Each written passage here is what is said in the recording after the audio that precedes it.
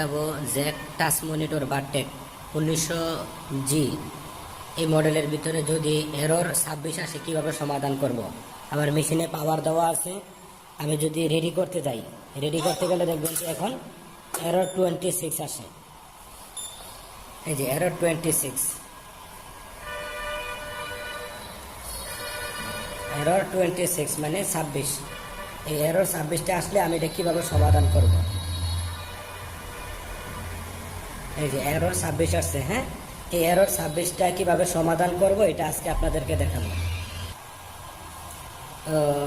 Error 26 আসলে আমাদের দুইটা কারণে হতে পারে। যদি এখানে ওয়াই সেন্সর, এই যে এই সাইডে ডাইন সাইডে যে সেন্সরটা থাকে, যে ওয়াই সেন্সর, যদি ওয়াই সেন্সরের লাইন খোলা থাকে তাহলে এরর 26 আসে, হ্যাঁ। অথবা আপনার যদি মনে করেন ওই যে ওয়াই সেন্সরের যদি খারাপ থাকে তাও এরর 26 আসে। তো আমাদের মেশিনের ভিতরে দুইটা পদ্ধতিতে এটা সমাধান করা যায়। এক হচ্ছে সেন্সরটা আপনি পরিবর্তন করে দিয়ে এটা সমাধান করতে পারবেন, অথবা এই সেন্সর যদি নাও থাকে তারপর আপনি মেশিন চালাতে পারবেন, কোনো সমস্যা নেই। কারণ জ্যাক বারটেক মেশিনের ভিতরে দুই ধরনের অপশন আছে। একটা হচ্ছে ভাইয়া আমি পাওয়ারটা অফ করে নিলাম, একটা হচ্ছে এই সেন্সর, আর একটা হচ্ছে যে আমি মেশিনটা উল্টাই আপনাদেরকে এখন দেখাবো।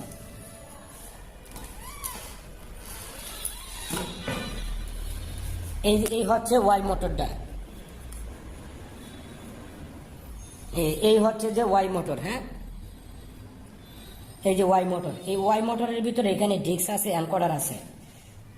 এই ডিস্ক এবং এনকোডার যদি ঠিক থাকে এটা দিয়েও আমি মেশিন চালাতে পারবো। আবার যদি ওয়াই সেন্সর যদি চেঞ্জ করি তাও মেশিন চালাতে পারবো।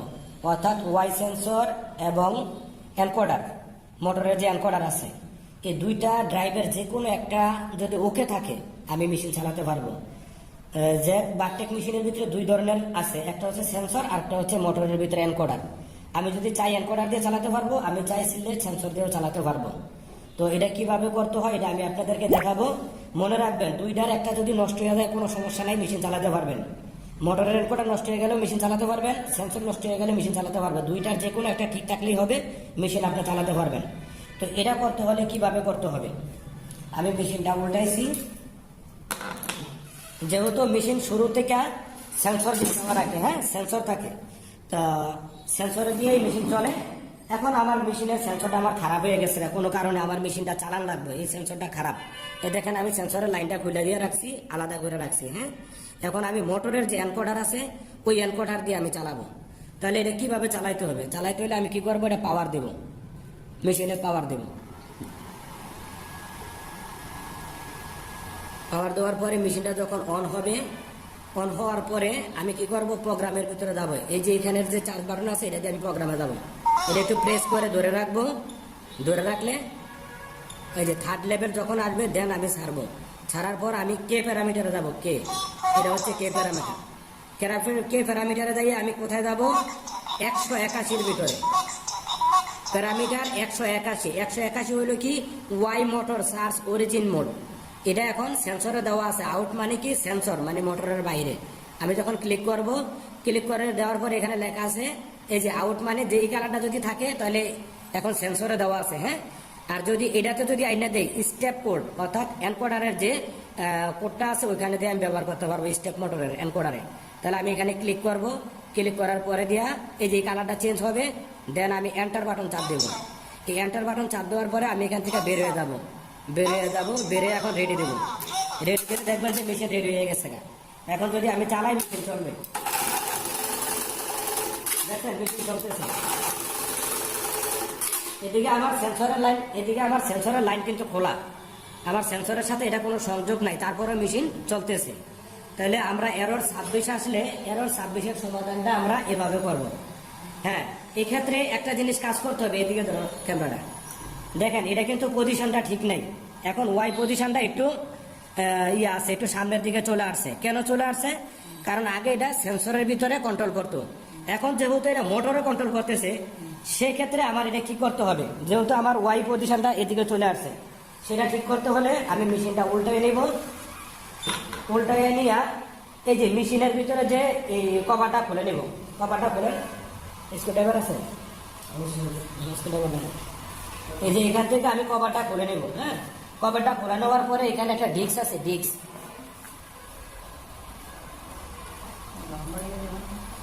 আসলে আমি কভারটা একটু খুলে নিচ্ছি, একটু দেখেন, একটু হোল্ড করে রাখো। এই যে কভারটা খুলে নিলাম, কভারটা খুলে নেওয়ার পরে এখানে দেখেন একটা এনকোডার আছে আর একটা আছে ডিস্ক আছে।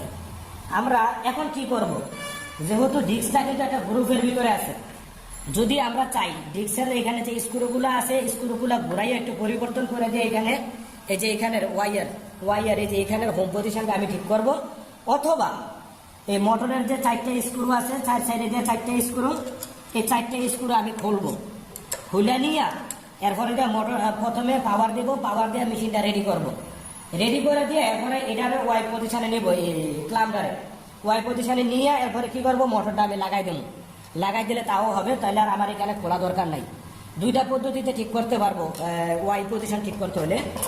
এক হলো দেয়া এই ডিস্কের স্ক্রুগুলো লুজ দিয়ে একটু গ্রুপ চেঞ্জ করে দিয়ে করতে পারবো, আরেকটা হচ্ছে দেয়া মোটরটা খুলে নিয়ে মেশিনে পাওয়ার দিয়ে রেডি দেবো, রেডি দেওয়ার পরে যখন মোটরটা পজিশনে আসবো দেন ওয়ার্ক আলাম ঠিক রাখা দিয়া আমি মোটরটা লাগাই দেবো, তাও ওকে, তাহলে আমার এক্স ওয়াই ঠিক থাকবো।